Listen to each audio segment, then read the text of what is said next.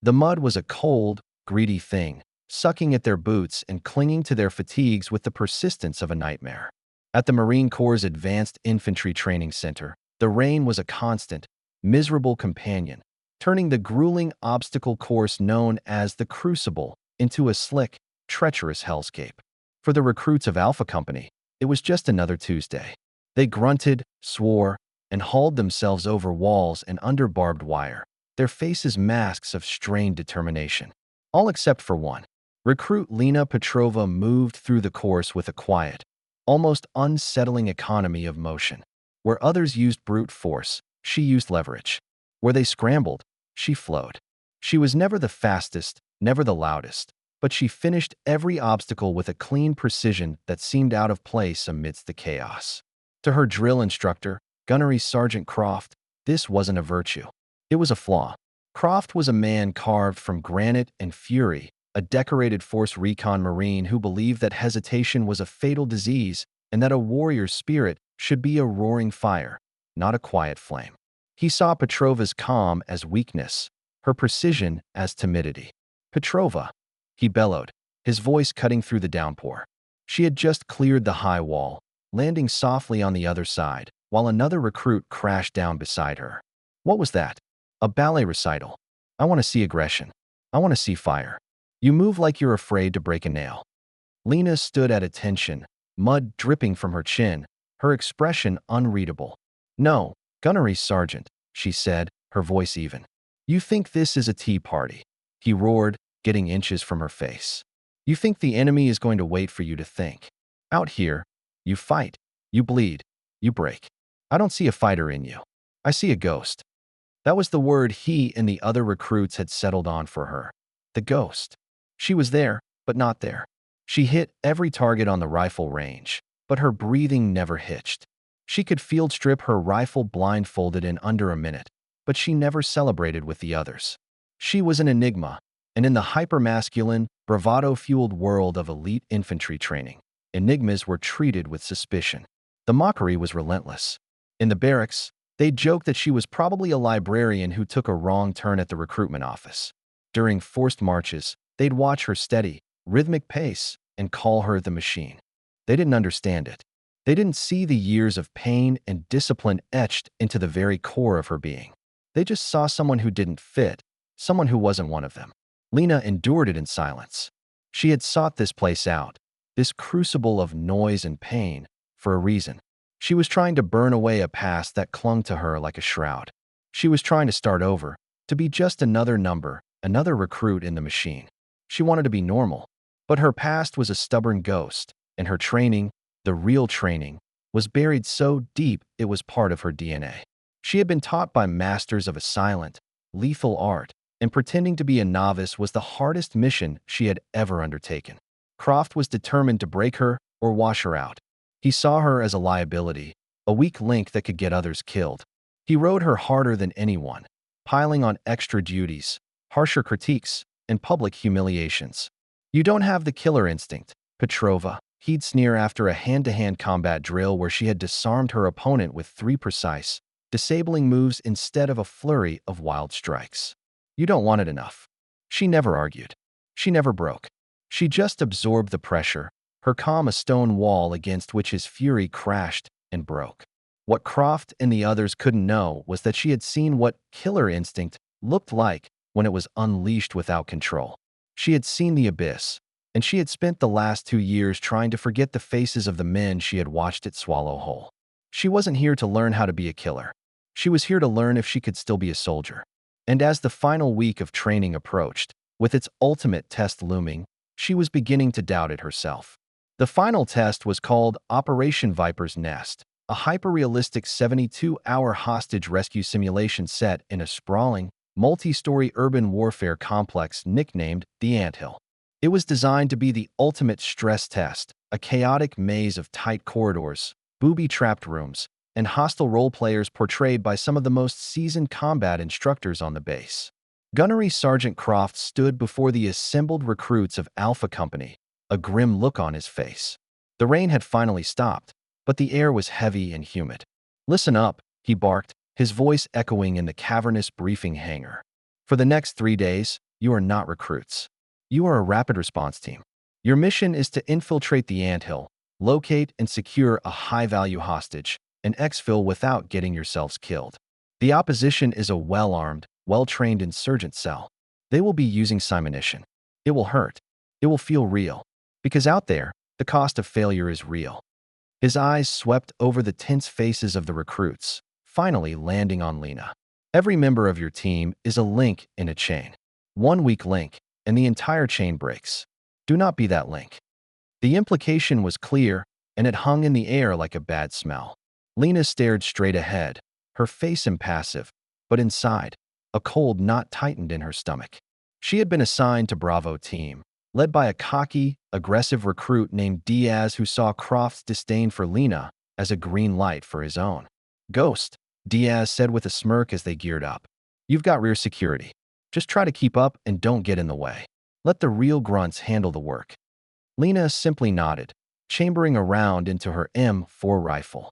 Her movements were fluid, economical, the practiced motions of someone who had done this 1,000 times. She checked her gear, her mind automatically running through a pre-combat checklist that was far more detailed than anything the Academy had taught her. She felt the familiar weight of the rifle in her hands, the rough texture of the grip. It felt like coming home, and that terrified her. As they boarded the helicopter that would insert them near the facility, she scanned the tactical map on her tablet. The mission plan Croft had approved was standard textbook doctrine: fast, aggressive, overwhelming force. It was also predictable. Her mind, honed by years of asymmetrical warfare, immediately saw 3 critical flaws in their infiltration route, 2 potential ambush points, and a glaring vulnerability in their communications plan. She could see the entire operation unfolding in her head, the paths of the bullets, the placement of the traps. It was a second nature she had tried to bury. For a moment, she considered speaking up, pointing out the flaws to Diaz. But what would she say? Asterisk, "Trust me, I know how these guys think because I used to be better than them." Asterisk, it was impossible. She was Recruit Petrova, the ghost, the weak link. So she stayed silent, her jaw set, and resolved to do what Diaz had told her: keep up and stay out of the way. The helicopter descended, its blades whipping the tall grass into a frenzy. The ramp dropped. "Go, go, go!" Diaz screamed. Bravo team poured out, running toward the dark, menacing structure of the anthill. Lena was the last one out, her eyes scanning the tree line, her head on a swivel, her entire body a tightly coiled spring of pure, unadulterated instinct. Croft, watching from the control room on a dozen different monitors, shook his head. "Look at her," he muttered to another instructor. "Hanging back already. Scared. She's going to get them all killed." But Lena wasn't scared. She was listening. And in the unnatural silence between the thumps of the helicopter blades, she heard something the others had missed: the faint, metallic click of a tripwire being armed. The trap was already set, and her team was walking right into it. Bravo team moved through the derelict industrial park surrounding the anthill with the clumsy urgency of rookies. They bunched up at corners. Their communications were a mess of overlapping shouts, and their movements were anything but stealthy. Diaz, high on adrenaline, was leading them straight into the first kill zone Lena had identified on the map. She could feel it in her bones, the subtle shift in the air, the way the shadows seemed to deepen unnaturally in the alley ahead. It was a textbook L-shaped ambush. "Diaz, hold up," she said, her voice a low murmur over the comms. "Why?" He shot back, not even breaking stride. "What do you see, Ghost?" "Nothing," she replied. "That's the problem. It's too quiet. We should be drawing contact by now. This feels like a baited trap." Diaz laughed, a short, humorless bark. "Or maybe they're just scared of us. Quit thinking so much and move." He rounded the corner, and all hell broke loose. Simunition rounds erupted from concealed positions on the rooftops and in the windows ahead. The air filled with the sharp crackle of gunfire and the paintball-like splat of the training rounds hitting concrete and flesh. 2 recruits at the front of the formation cried out as they were hit, their vests lighting up to signal they were killed. The rest of the team dove for cover, their formation shattered, their bravado evaporating in a cloud of panic and blue smoke. "Ambush! Ambush!" Someone screamed over the comms, stating the obvious.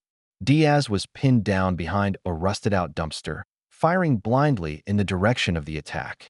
They were caught, exposed, and being systematically picked apart by a superior, hidden force. In the control room, Gunnery Sergeant Croft watched the chaos unfold on his monitors with a grim satisfaction. "There it is," he said to the instructors beside him. "The first test. Let's see how they handle pressure. Let's see who breaks." His eyes were locked on Lena's monitor. She had taken cover behind a low concrete barrier, seemingly as pinned down as the rest. "Now we'll see what you're made of, Petrova," he muttered. But Lena wasn't panicking. Her mind had gone into a state of hyper-focus, a place she hadn't visited in 2 years. The sounds of the simfire, the shouts of her teammates, the stinging impacts of rounds hitting the wall above her. It all slowed down, becoming a stream of pure data. She analyzed firing lanes, muzzle flashes, and the angles of attack. The instructors playing the OPFOR were good, disciplined. They had overlapping fields of fire and were using classic funneling tactics. But they were also predictable. They were following a training script. She knew that script by heart because she had helped write the advanced warfare version of it. A lifetime ago, she saw an opening, a blind spot in their coverage that lasted for exactly 2 seconds every time they reloaded. It was a window no recruit would ever see. It was a window a Tier 1 operator could drive a truck through. She keyed her calm. "Diaz, I have a solution, but you have to trust me. We're a little busy right now, Ghost," he yelled back, his voice strained. "On my mark, I need you and Martinez to lay down suppressive fire on that third-story window. Don't stop firing until your mags are empty," she commanded, her voice no longer soft, but a blade of cold, hard steel. "Now." Diaz was so stunned by her tone that he obeyed without thinking. He and the other remaining recruit opened up, their rifles chattering, drawing the attention of the ambushers. In that moment, Lena moved. She didn't run. She flowed, a low, swift shadow moving from cover to cover with a speed and grace that seemed impossible. She was a blur on Croft's monitor. He leaned forward, his eyes wide. What is she doing? She crossed 30 feet of open ground in under 3 seconds, arriving at the base of the building undetected. She didn't go for the front door. She went for a storm drain, pulling the heavy grate off with a single, practiced motion and disappearing into the darkness below. In the control room, her monitor went black. "We lost her feed," a technician said. Croft stared at the screen, a strange feeling creeping into his chest. It wasn't satisfaction. It wasn't anger. It was a profound and unsettling sense of confusion. Recruit Petrova, the Ghost, had just vanished from the battlefield, and he had the sudden, terrifying feeling that the simulation was no longer being run by his instructors. It was being run by her. The darkness of the storm drain was absolute, a cold, damp tunnel that smelled of rust and decay. Lena moved through it by touch, her hand trailing along the rough concrete wall. She counted her steps, visualizing the building's schematics in her mind. 47 paces north, then a maintenance ladder. She found it exactly where she knew it would be, its rungs slick with grime. She ascended in silence, her movements fluid and silent, a ghost in the machine of the training facility. She emerged into a dimly lit utility basement, the sounds of the simulated firefight above now muffled and distant. She was inside. She was behind them. The hunter had become the hunted. In the control room, the instructors were baffled. Lena's tracker was offline, and Diaz's team was still pinned down, their ammunition running low. "Where did she go?" Croft demanded, his eyes scanning the dozen camera feeds. "She's out of the exercise. She must have panicked and found a bolt hole." But even as he said it, he didn't believe it. The way she had moved before disappearing was too precise, too confident.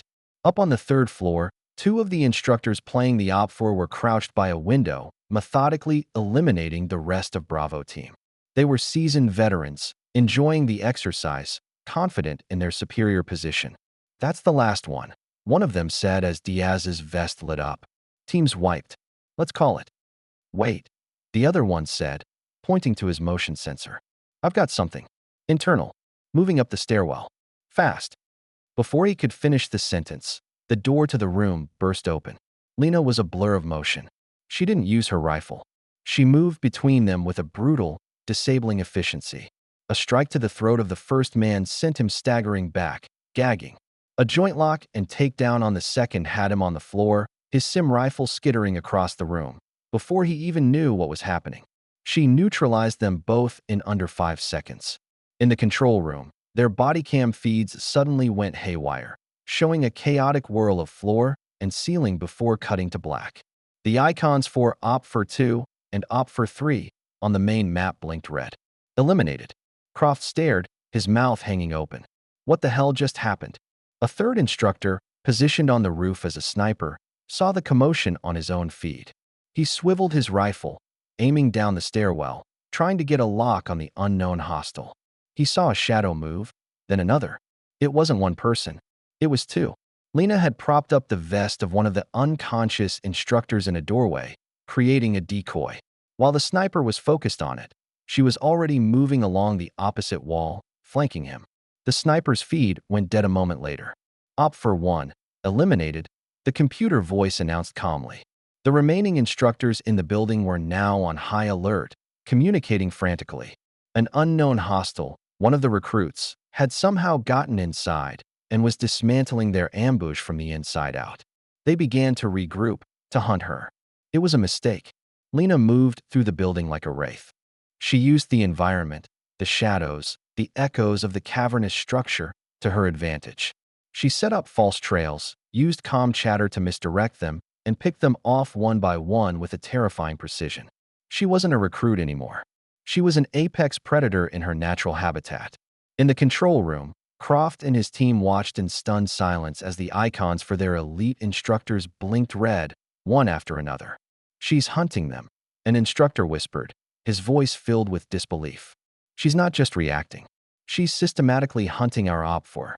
Croft's face was pale. The movements he was seeing on the screen, the tactical brilliance, the sheer, cold efficiency.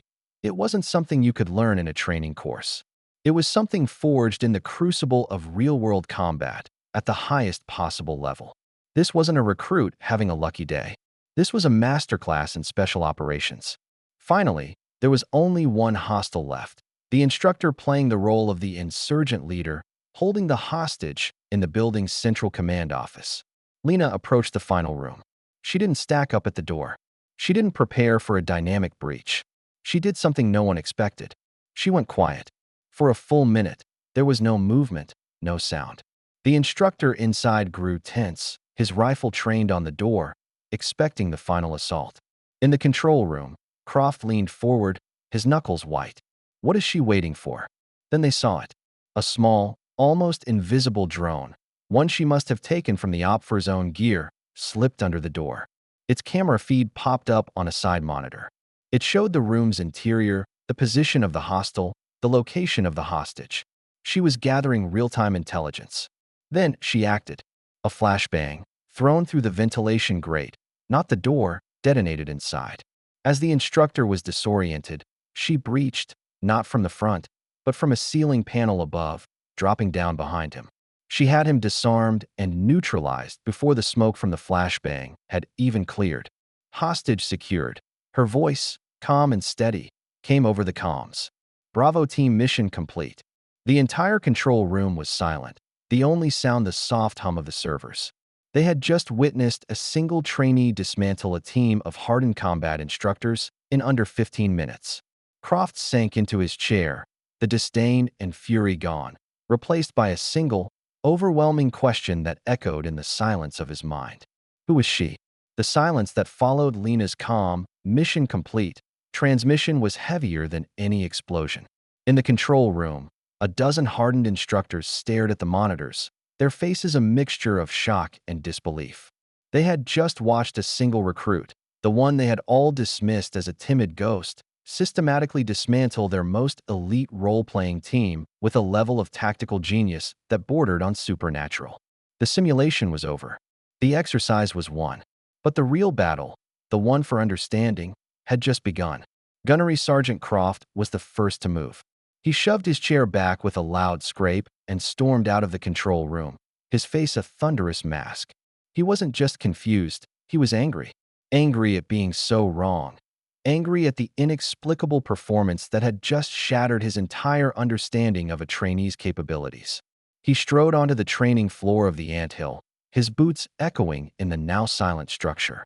Recruits from the killed Bravo team were slowly getting to their feet, their faces bewildered. They had heard the comms chatter, the reports of their instructors being eliminated one by one. They looked toward the central command office, where Lena was now helping the hostage, another instructor, to her feet. Croft marched right up to Lena, his rage barely contained. The other instructors followed, their expressions more curious than angry. "Wallace," he roared, reverting to the name on her file. "On your feet." What the hell was that? Lena turned to face him, her posture relaxed, the fire and ice of her combat mode replaced by her usual quiet calm. "I completed the mission, Gunnery Sergeant." "You didn't complete the mission," he seethed, getting in her face. "You broke every protocol in the book. You went off comms. You operated as a lone wolf. You engaged in tactics that are not part of this curriculum. I want an explanation, and I want it now. Who are you?" His voice was a demand, an accusation. He expected her to crumble, to finally break under his interrogation. But she just stood there, her gaze steady. Before she could answer, a new voice cut through the tension, sharp and authoritative. "That's enough, Gunny." All heads turned. Standing in the doorway of the command office was a man who did not belong in a training exercise. He was in his late 50s, wearing the crisp service uniform of a Marine Corps general, 2 stars gleaming on his collar. He was flanked by 2 aides carrying a single, sealed briefcase. The instructors, including Croft, immediately snapped to attention. "General Paxton." Croft stammered, his anger instantly replaced by deference. "Sir, I wasn't aware you were observing." "I wasn't," General Paxton said, his eyes not on Croft, but locked on Lena. "I came for her." He walked slowly across the room, his polished shoes silent on the concrete floor. He moved past the stunned instructors, past the bewildered recruits, and stopped directly in front of Lena. The entire room held its breath. The general looked at Lena, a flicker of something unreadable in his eyes, sadness, perhaps, or profound respect. Then he turned his gaze on Croft. "Gunnery Sergeant," he said, his voice quiet but carrying the weight of command. "You've been asking who this recruit is. You mock her for being a ghost. You're more right than you know." He took the briefcase from his aide and opened it. He pulled out a single, thin file. "You're all wondering how a recruit could move like that, think like that. The answer is simple. She's not a recruit." He opened the file, and even from a distance, Croft could see the black, redacted lines and the top secret /code word stamp at the top. "This is the operational file for Captain Lena Petrova," the general announced, his voice echoing in the silent room. "United States Army, 1st Special Forces Operational Detachment Delta, more commonly known as Delta Force." A collective gasp went through the room. The recruits' jaws dropped. Croft's face went white. Delta Force. They were the ghosts of the military world, the Tier 1 operators, the most elite, secretive, and lethal fighting force the nation possessed. She was the tactical lead for an off-the-books unit, call sign Nightshade. Paxton continued, his voice grim. 2 years ago, her entire team was ambushed in Syria. They were wiped out. She was the sole survivor. Wounded, she evaded capture for 3 weeks before she could be extracted. The mission was so sensitive that she, and her entire team, were officially declared killed in action. He looked directly at Lena. She was given a choice. A medical discharge and a quiet life, or a chance to start over, to come back on her own terms. She chose to come back. She chose this, to see if she could still be a soldier. The truth descended on the room, devastating and absolute. Every piece of the puzzle clicked into place. Her quietness wasn't timidity. It was the discipline of a covert operator. Her methodical approach wasn't slowness. It was the precision of someone who understood that a single mistake could cost lives. The mockery, the insults, the relentless pressure, they had all been ridiculing a living legend, a war hero who had been to hell and back. Gunnery Sergeant Croft stared at her, the blood draining from his face. He saw it all now, the way she landed after a fall, the way her eyes scanned every room, the way she handled her weapon. He hadn't been training a recruit. He had been trying to break one of the most highly trained soldiers on the planet. The weight of his own arrogance, his own blindness, crashed down on him. He felt sick. The recruits who had called her Ghost now understood the name was not an insult, but a literal description. They had been sleeping next to, eating with, and making fun of a ghost from the world of Black Ops. They looked at her with a new, profound sense of awe and shame. Lena stood still through it all, her face a mask of calm, but her eyes held a deep, ancient sadness. Her cover was blown. Her chance at a normal life, a quiet return, was over. General Paxton closed the file. Her record is now unsealed at her own request, he said. Gunnery Sergeant Croft, I believe you owe Captain Petrova an apology. Croft, his face ashen, took a step forward. He looked at Lena, at the woman he had relentlessly tormented, and for the first time, he saw not a recruit, but a soldier far superior to himself. He couldn't speak. Instead, he did the only thing he could. He raised his hand in a sharp, perfect salute. The entire training facility was vibrating with the aftershocks of the revelation. The story of Recruit Wallace, the quiet ghost who was actually Captain Lena Petrova, a Tier 1 Delta Force operator, had spread faster than a wildfire. Cadets whispered in the mess hall, instructors held hushed meetings, and a palpable sense of awe had replaced the usual rhythm of training. Lena was escorted by General Paxton to his private office, a quiet, wood-paneled room that felt a world away from the mud and noise of the crucible. She sat in a leather chair, her hands resting calmly in her lap, though inside, a storm was raging. Her attempt to start over, to find a place where she was just another soldier, had failed spectacularly. I assume my time here is over, she said, her voice flat. General Paxton sat behind his large oak desk, a sad smile on his face. Your time as Recruit Wallace is over, yes. Your time as Captain Petrova. That's just beginning again. He leaned forward, his expression serious. Lena, what you did out there today wasn't just impressive. It was a wake-up call. The tactics those instructors were using, the doctrine we're teaching these new recruits, it's 10 years out of date. The enemy has evolved. You've evolved. We haven't. So what now? She asked. Now, you help us evolve, he said. I'm not sending you back into the field. Not yet. I'm offering you a new command. I'm creating a new position for you. Head of Asymmetrical Warfare Training for all of SOCOM. You won't just be teaching recruits. You'll be teaching the instructors. You'll be rewriting the book. Lena was stunned into silence. She had come here to be a follower, to learn how to fit in again. Now she was being asked to lead, to tear down the very system she had tried to join. I don't know if I'm ready for that, she whispered, the first sign of vulnerability she had shown. You were ready the moment you stepped into that kill house, Paxton said gently. You just needed to be reminded of who you are. Meanwhile, Gunnery Sergeant Croft was facing his own reckoning. He stood at attention before his commanding officer, the head of the training center. He didn't make excuses. I failed, sir, Croft said, his voice tight. My judgment was compromised. I mistook discipline for weakness. I was wrong. His commander studied him for a long moment. Yes, you were, Gunny. But the real test of a leader is how he handles being wrong. He slid a new set of orders across the desk. You're not being relieved of duty. You're being reassigned. You're the first student in Captain Petrova's new course. Croft looked at the orders, a flicker of something, humility, perhaps even relief, in his eyes. He would be the first to learn from the woman he had tried to break. It was a fitting, if painful, penance. The next morning, Lena walked back into the briefing hangar where she had once stood as a mocked recruit. This time, she walked to the podium at the front. The entire company of trainees, including her former teammates, stood at attention. Diaz and the others who had ridiculed her couldn't meet her eyes. At the back of the room stood Gunnery Sergeant Croft and the other instructors. Lena looked out at their faces, and for the first time, she allowed a small, determined smile to touch her lips. My name is Captain Lena Petrova, she began, her voice clear and strong, echoing through the hangar. And today, your real training begins. Forget everything you think you know about fighting a war. I'm here to teach you how to survive one. The recruits looked up, their expressions a mixture of fear and profound respect. The ghost was gone. In her place stood a commander, a legend reborn from the ashes of her past, ready to forge the future of the Marine Corps in her own image. The mockery had ended, and the masterclass had just begun. The transformation of the training center was swift and decisive.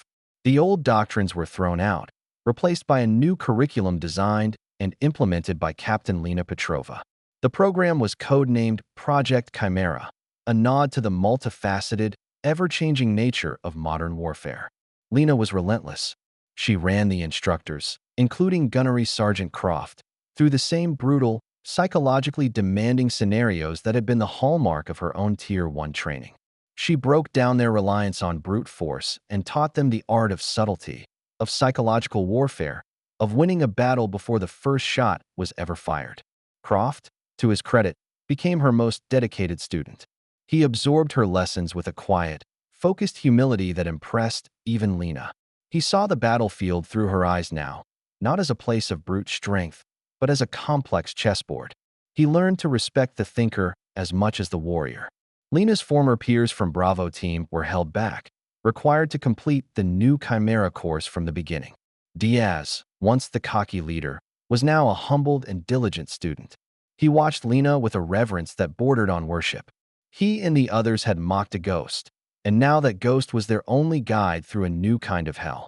But Lena's new role wasn't just about training. General Paxton had given her another, more secret directive: to analyze the intelligence from the mission that had killed her team.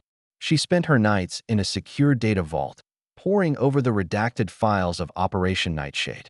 She knew the official story, a surprise ambush by a superior enemy force, was a lie. Her team had been too good, too prepared. They had been betrayed. Using her new authority, she began to pull on the threads. She discovered encrypted communications that had been deliberately erased, satellite imagery that had been altered.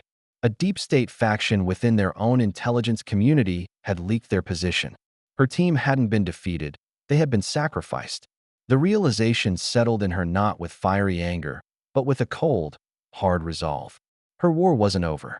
One night, Croft found her in the data vault, staring at a picture of her old team, her face etched with a quiet, dangerous grief. He stood beside her in silence for a long moment. "They didn't just die, did they?" he asked softly. Lena shook her head. "No, they were betrayed." Croft's jaw tightened. "Then what you're doing here?